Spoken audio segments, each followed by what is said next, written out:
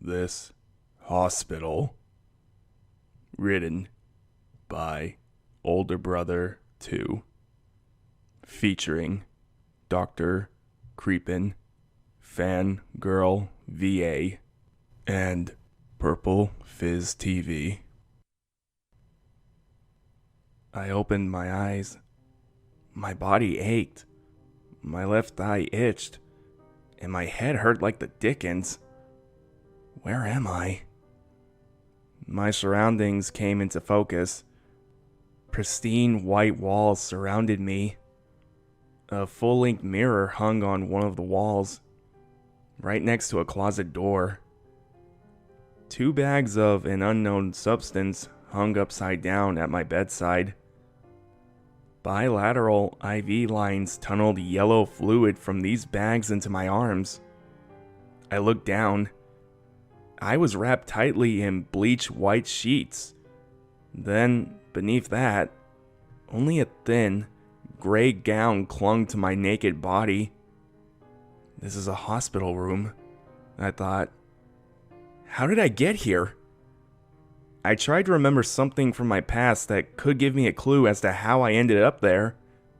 But as I dug into my hippocampus, I realized I didn't have any memories, like, at all, of any kind. No recollection of family or friends. No memories of what I did for work, if I even worked. I couldn't even remember my name. I sat up on the edge of the bed. I couldn't put my finger on it at the time, but even then, I sensed it. Something was off about this place. Suddenly, an emergency announcement was heard over the intercom. Code white. A mechanical voice declared. I repeat, code white. Internal threat. Please evacuate the premises immediately. I removed the IVs from my arms. I didn't know what a code white was, but I knew I didn't want to stay to find out. I made my way to the closet and found a transparent bag with pale green clothing inside. I emptied the bag onto the floor, revealing, also, a wallet and a cell phone. I reached for the wallet first, hoping it would give me a lead into who I was. It didn't. It was particularly empty. What I did find inside, however, was a folded piece of paper with the following scribbled in its center. Remember the don't. Thinking it was a non-pertinent joke, I crumpled the paper and threw it to the side. I then picked up the phone and tried turning it on. Battery was dead. Great. My attention then shifted to the clothes. They were scrubs, and were roughly my size. I figured I should try to leave this place with pants on. I started putting on the scrubs. It was when I started getting dressed that I first noticed the tattoos. I had seen them in the mirror, dispersed along my body at various locations. Each one was a sentence. Taken together, they were instructions. Chest. Your name is Jocko Murphy. Stomach. You need to leave this place. This isn't a normal hospital. Right thigh. Charge phone. Go to your videos. Left arm. Trust the white coat. Left thigh. Get an elevator. When did I get these? I wondered. Why'd I got in them was probably the better question. Code white. Please exit the facility immediately. The intercom repeated.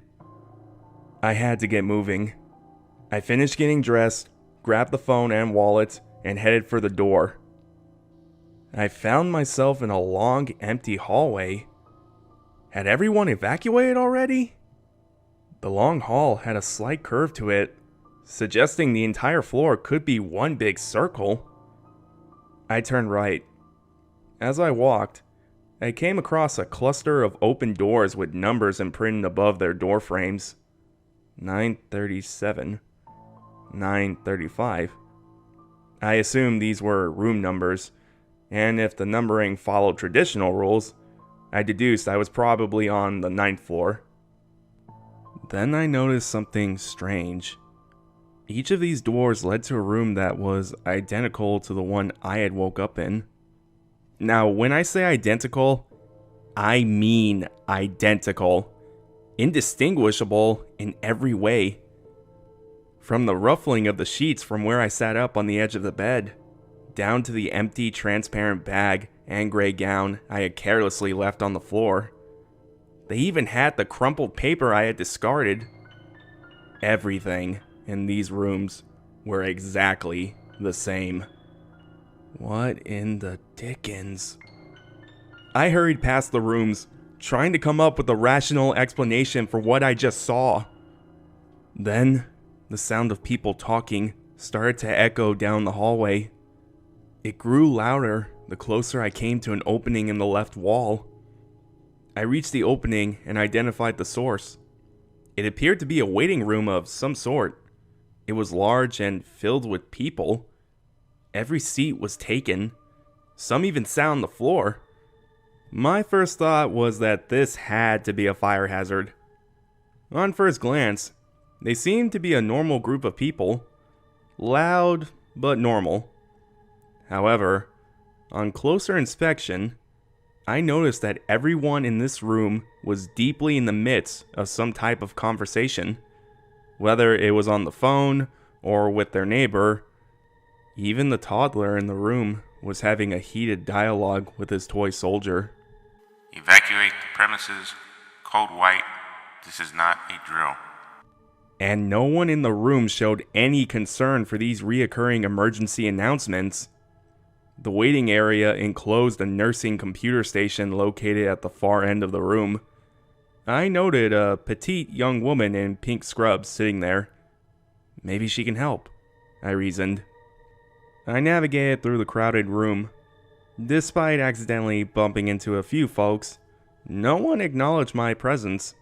That is, no one except for the young woman in pink scrubs. When she first noticed me, her face appeared to depict what looked like recognition. This lasted only a fraction of a second.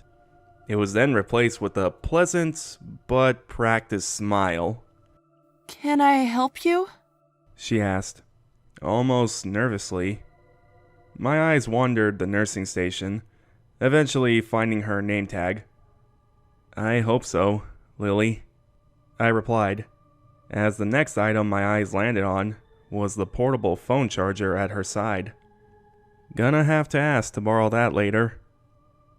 "I think I'm a patient," I continued, "but I actually feel okay. Can you help me get out of here?" My eyes finally noted the dome mirror on the ceiling above me. It gave off a bird's eye view of myself and the rest of the waiting room. It was in this reflection that I noticed the writing on my neck. It was another tattoo. "Let me pull up your chart. Replied Lily. What's your name?" Her hands hovered over the keyboard. I was distracted though. I had stretched my scrub top to the side to procure a better look at my neck tattoo in the mirror.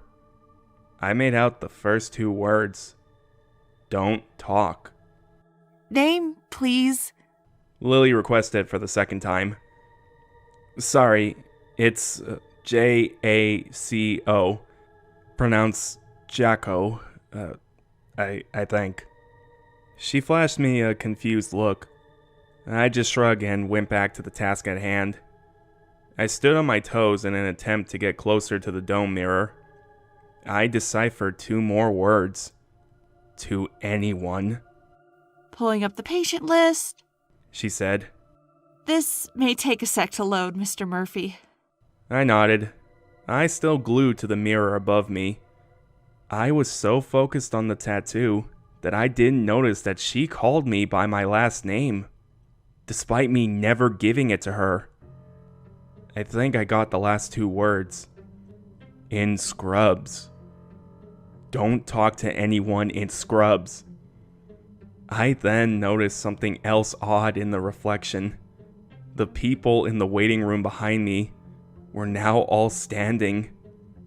The next thing I noticed was how quiet it was. All the loud, impassioned conversations from before had stopped. The previously ruckus room was now absolutely silent. I slowly turned around, only to immediately wish I hadn't. Everyone, even the toddler, was now standing perfectly still, perfectly soundless, barring angry expressions on their faces. And they were all staring directly at me. My jaw dropped at the disturbing sight in front of me. My stomach tattoo was right. This wasn't a normal hospital. Here you are, Mr. Murphy. Lily bellowed, her voice becoming coarser and deeper with each passing syllable. Unfortunately, you'll have to stay with us just a bit longer. I turned back to Lily, and what I saw sent shockwaves of terror down my spine. The young woman had started fading away while a monster gradually took her place. Her bones cracked and reformed as she grew well over 8 feet. Her previously taut, fit physique had transformed into an excessively muscular frame, causing the Lily name tag to hold on desperately to what little was left of her pink scrub top. Razor-sharp teeth filled her mouth as she grinned an impossibly wide grin. I'm ashamed to admit that I froze in that moment. I couldn't move. I couldn't think. I just stood there, motionless, completely and utterly petrified. Code white. Boomed the voice over the intercom, bringing me back in the moment. Internal threat. Please evacuate the premises immediately. Can't argue with that logic. I then turned and ran for the door, but not before snatching the portable charger off the desk. The creepy folks standing in the waiting room, thankfully, didn't try to stop me. They just continued their motionless stare, every eye following me to the door. Leaving against medical advice, Mr. Murphy? She roared. That's against our policy. I heard a loud crash sound from behind me. I looked back to find the entire nursing station desk crushed and tossed to the side like a soda can. The monster had begun her pursuit, flinging people from her path into the walls around us. Their bodies collided with the ceiling and the walls with impossible force. Bloody fragments erupted from each impact. Jesus Christ! I yelled as I ran. I had made it to the door. Sorry, he isn't the one on call tonight. She bellowed. I reached the hallway, took a left, and then broke out into a full sprint. She and the room disappeared behind the curvature of the hallway the further I ran. As soon as I felt I had put a comfortable distance between us, I ducked inside the nearest unlocked room, immediately locking it thereafter. I was in darkness at first, but I found and flipped the light switch on the wall, illuminating the room. I then double-checked the lock. It was locked. I looked around for the first time. This room was much smaller than the one before it. Straight ahead of me was a sink, and in the center of the room was an exam table. For the moment, I was safe. I even checked the lock one more time, just to be sure. Afterwards, I took a much-needed deep breath. Then I took a second to ponder on what was likely the most important question of the day. Who the hell tattoos important info on the back of a neck? But I digress. I retrieved the portable charger that I borrowed from the monster and connected it to the phone. I placed them both on the table and waited for the phone to charge. I then started digging inside the drawers in the room, looking for any sharp objects I could use as a weapon. I found an ink pen, some scraps of paper, and the needle. Jacko. I nearly jumped out of my skin. The words had come from a voice inches away from where I was standing. I turned to find a tall, older African-American gentleman trembling as he washed his hands. What in the fucking dickens? I stumbled backwards into the corner of the room, fearing for my life. A moment passes, then another. The man never took his attention away from the sink. He remained intensely focused on his hand washing. What is it with this guy? I wondered. I didn't even hear him come in. Also, I was 120% sure that the door was locked. I glanced back at the door. It's still locked! He then ceased his hand washing. Jacko, please take a seat. He said, extending a trembling hand towards the exam table. Only 15 minutes for this appointment, and there's a lot to discuss. His shaky demeanor, his avoided eye contact. He looked more uncomfortable than I did. I calmed myself down. Somehow, I knew this man meant me no harm. And then my mind finally registered what he was wearing. It was a white coat. I took a seat on the exam table. My name is Dr. Jason Bro. He stated as he walked towards me and rubbed his hands over my left arm. He then clumsily removed his stethoscope from his coat pocket and placed its bell over my left ear. That can't be a real exam, can it? You and I have worked together before. He stated as he auscultated my other ear. Why don't I started. You remember anything? He finished. Your memory gets erased every time the staff catches up with you. We've actually had this conversation multiple times. Multiple times? I thought. How is that possible? I don't know everything that's happened to you, He stated. but I will tell you what I do know. He then placed the bell of the stethoscope over my eyelid. I groaned internally. Before all this, you were an agent for a non-profit organization that evaluated and accredited hospitals. I processed his words. They somehow felt familiar. You came to evaluate this hospital several months ago, He continued. and you've been trapped since then. This hospital, He paused for a moment. it consumes you. He positioned himself in front of me. You haven't been here that long, so there's still a chance you can escape. But time is running out. He then placed the bell of the stethoscope directly over my lips. What in the dickens? His eyes then met my own for the first time since he appeared in that room. That's why, this time, I'm going to bring you to the elevator myself. Doc left the room to acquire the items we'd need for the trip. Soon afterward, the phone screen lit up. It had finished charging. I grabbed it off the table and immediately turned it on. After the half-eaten Apple logo came and went, a nearly empty home screen displayed. Had it been reset to factory settings? No, it was more exhaustive than that. It was practically a blank device. There was no setting option, no contacts, not even an option to dial out. I did say practically though. There were 2 apps on the home screen. One of these was the video gallery. I did as instructed by the tattoo and began viewing its contents. I was only able to watch a few at random. Some had pertinent information that I'll briefly discuss below, but there's one in particular that I'll need to discuss in detail. But first, the other videos. Video 1, untitled, July 6, 2019. I have tried to escape every day since my arrival. Each failed attempt provided new data for the next. This is when I determined the elevator was my best chance at escaping the hospital.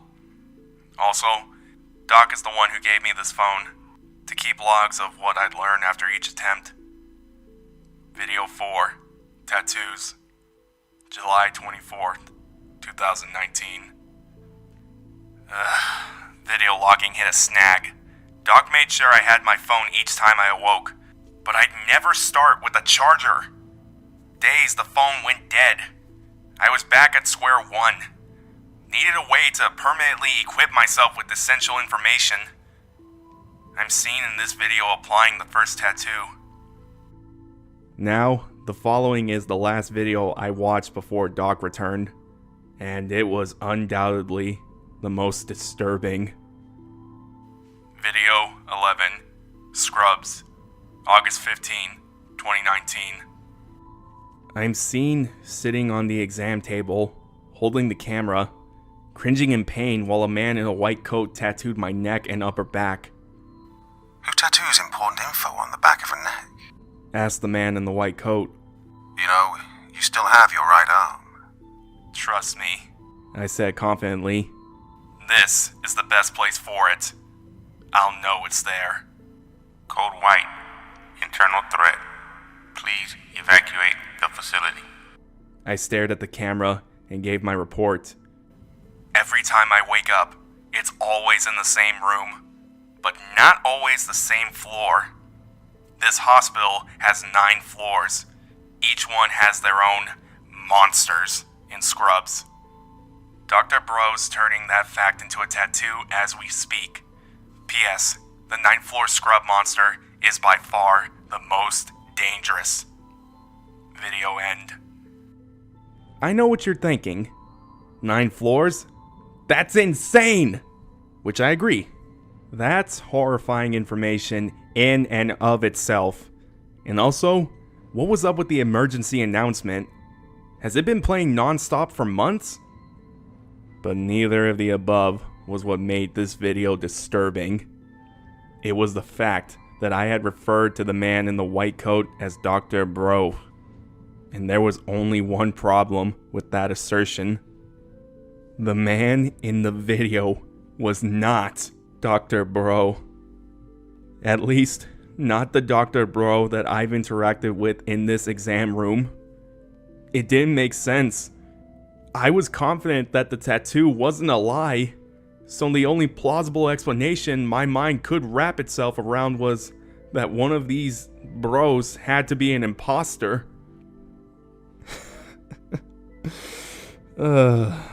And with my luck, it'd be my Dr. Bro. Hashtag Murphy's Law. I scanned the rest of the video just to see if his face had ever been shown before. Unfortunately, this effort was interrupted prematurely. You ready, Jacko? Doc had reappeared in the exam room with a wheelchair. I nervously pocketed the phone as we went over the plan one last time. He was going to roll me to the elevator.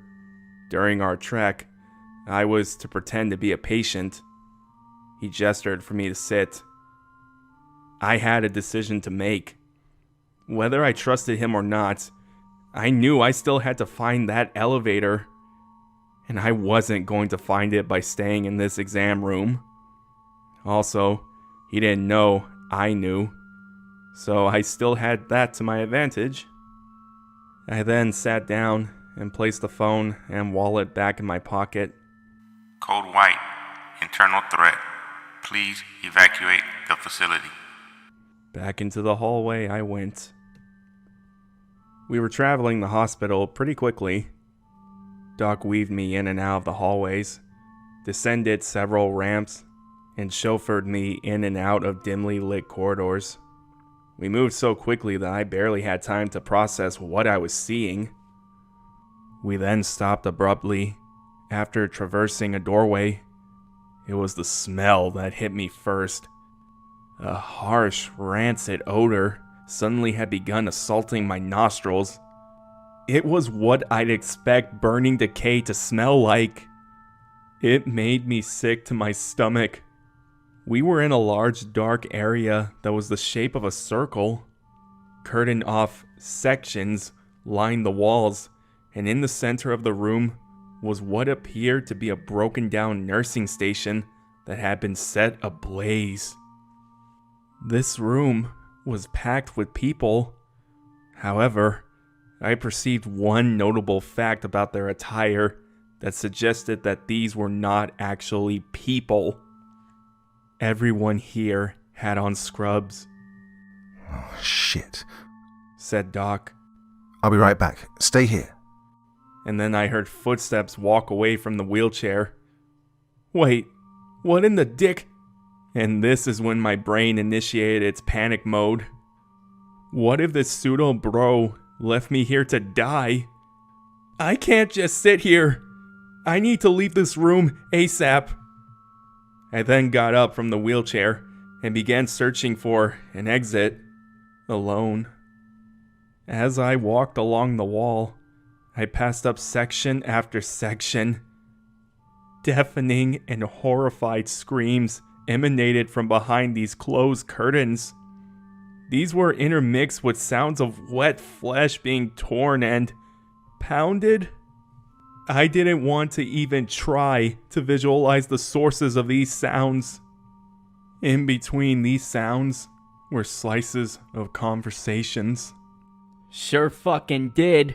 That bitch ain't have insurance. Told her to go die on someone else's table. I told that obese cunt her fat ass caused her cancer. Fucking pig. My 90-year-old patient is addicted to Percocet now. About to make it rain prescriptions. Of everything I've encountered in that nightmare of a room, these conversations were undoubtedly the most repulsive. My fight or flight had been pushed into overdrive. Every cell in my body cried for an exit. I knew my mind would not be able to survive in this environment much longer. And then I noticed her.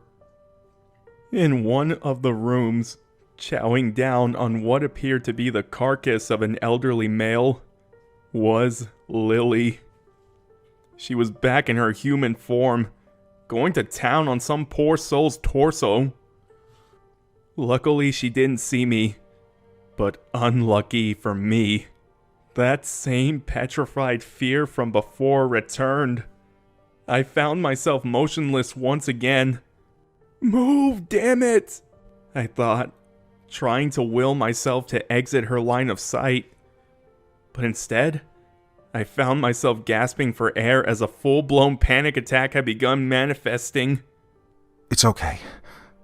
Said an unfamiliar voice, as its unfamiliar arm wrapped itself around me. I got you, Jacko. Let's move. He ushered me back in the direction from which I came. I looked up at the stranger, only to confirm that he was in fact a stranger. But a faint sense of recognition somehow started to swell inside of me from out of nowhere. We'd stopped.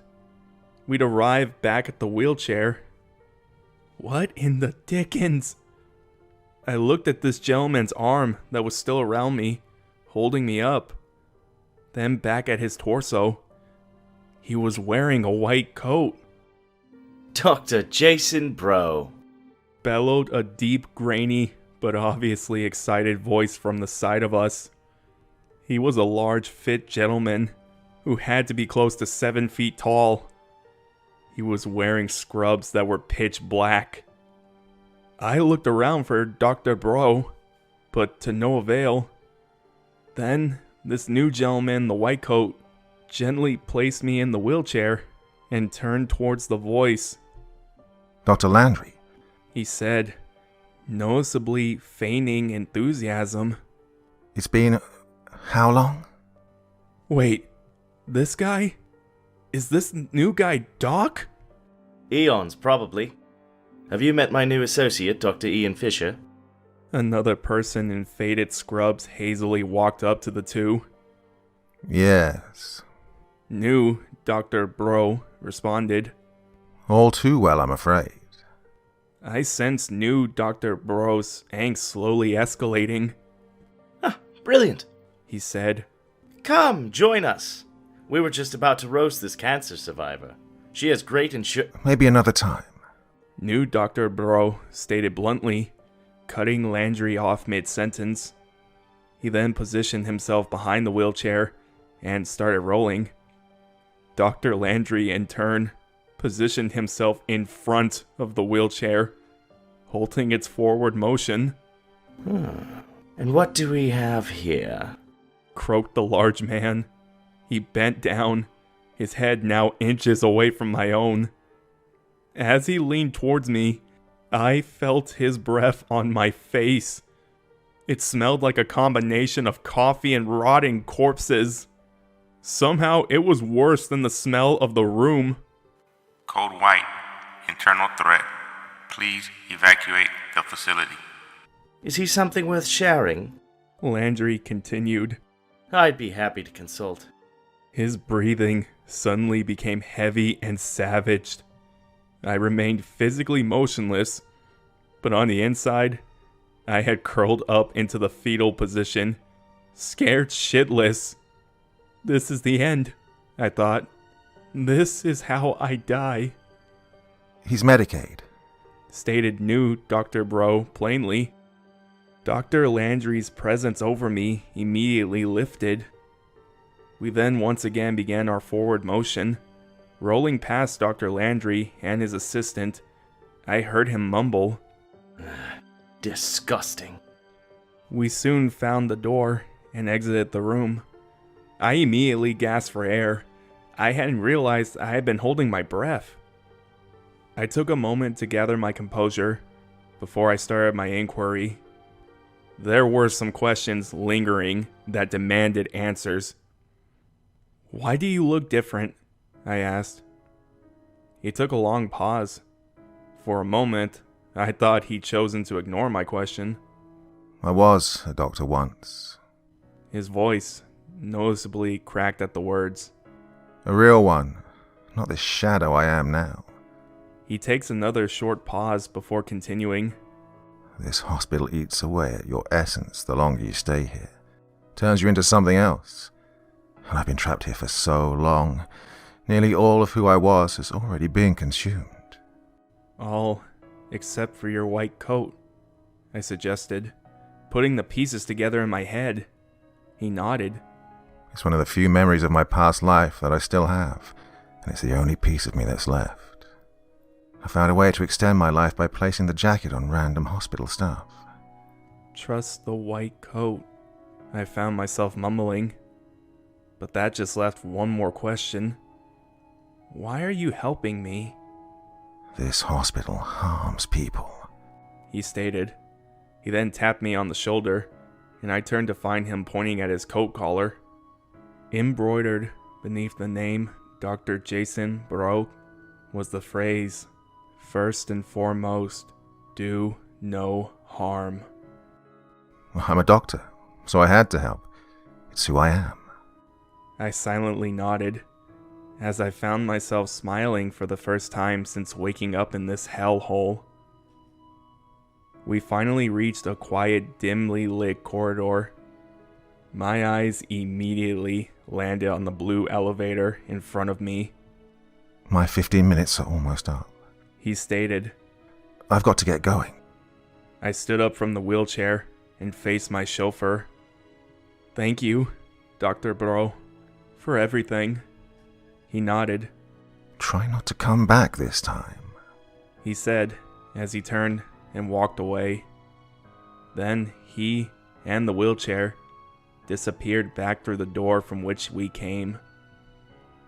I turned back around to face the elevator. Excitement swelled inside of me.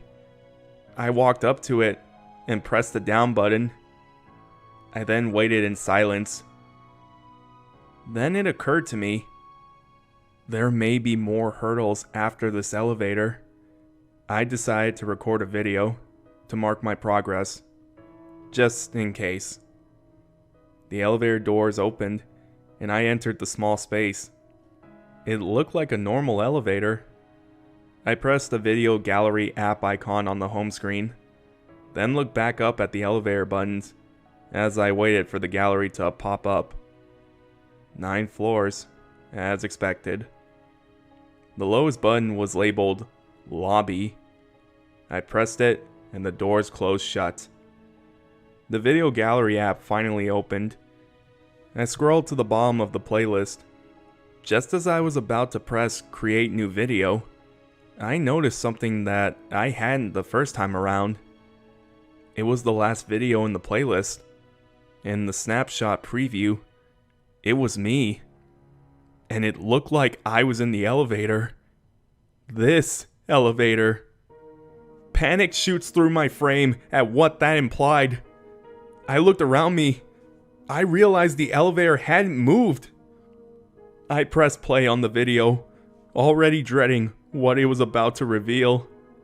But a part of me already knew. We were wrong! Don't get in the elevator! My heart sank to my feet, and my chest felt as if it was going to cave in on itself. My eyes darted back to where the elevator buttons had been before, but the elevator had changed. The lobby button and buttons 2 through 8 had disappeared. The open/closed door options had disappeared. The 9th floor was my only option. Then, the button started to glow, as if I had pressed it, and the elevator started to move. I collapsed to my knees as I stared at the one button, defeated. The elevator stopped. The doors opened. We had reached the 9th floor. I was back in that long hallway with nowhere to go but straight ahead. A path that would undoubtedly lead me back to Mr. Murphy. yelled a familiar voice as I heard heavy footsteps running towards me. Each thundering syllable echoed from the hall in front of me. Did you take my portable charger? Shit. I lowered my scrub bottom and pulled out the needle I had found in the room earlier. But just as I was about to burst the ink pen, Lily appeared from around the curve and began sprinting towards me. Shit! I'm not going to have time to finish, I thought. I need to somehow remind myself to tattoo this "Don't" on my left thigh. I then remembered the paper I had also grabbed from the exam room. I pulled it out of my pocket, tore off a small piece, and scribbled the words, "Remember the don't." I folded it and placed it in the... Wait. There had been another folded paper with these exact words in this wallet. A paper I had crumbled and tossed to the side. I've already tried this too! Then all of a sudden, I'm staring at the ceiling of the elevator as a wave of pain shoots through my entire body.